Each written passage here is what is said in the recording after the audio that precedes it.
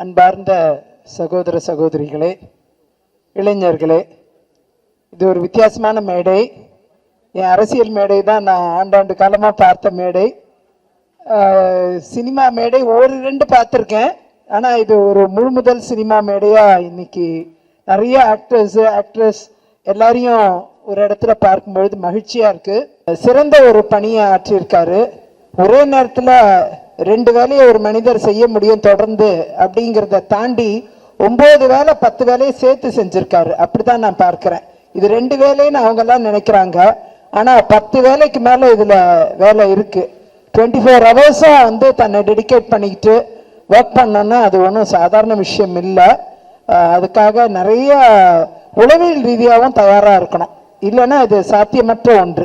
நம்ம அமைச்சரை கூப்பிடணுமா இதை சால்வ் பண்ணுறதுக்கு, அவங்க ட்ராமாவை தீர்க்கறதுக்கு நம்ம என்ன செய்யணும்ட்டு வேலை பார்த்துட்டே இருந்து கிளைண்ட்ஸ் வருவாங்க, சொத்து பிரச்சனையோடு வருவாங்க, தனிநபர் உரிமை பறிக்கப்பட்ட பிரச்சனையோடு வருவாங்க, நிறைய பிரச்சனைகளோடு வருவாங்க, நிறைய ட்ராமாவோடு வருவாங்க. அந்த ட்ராமாலேருந்து இவங்களை எப்படி காப்பாற்றுறது அப்படின்னு சட்டத்தில் எங்கே இடம் இருக்குன்னு தேடி பிடிச்சி அவங்களுக்கு அந்த ட்ராமாவை தீர்க்கறதுக்கு வழி காணுவோம். அப்படி தினந்தோறும் ட்ராமாவை நான் ஹேண்டில் பண்ணுற மாதிரி நீங்கள் ஒவ்வொருத்தரும் ட்ராமாவை ஹேண்டில் பண்ணிட்டு தான் இருக்கீங்க. அது உங்களுக்கே தெரியாமல் உங்கள் வாழ்க்கையில் நடந்துகிட்டு இருக்கிற ஒன்று.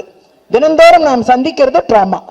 அந்த ட்ராமாலேருந்து ரிலீவ் ஆனால் சந்தோஷம், ஹாப்பினஸ் வந்துடும். ஒரு பார்ட் டைம் படம் எடுக்கிற ஒரு எம்ப்ளாயிக்கு ஃபுல்லாக சப்போர்ட் நின்றுருக்காங்க. அதுதான் பெரிய விஷயம்.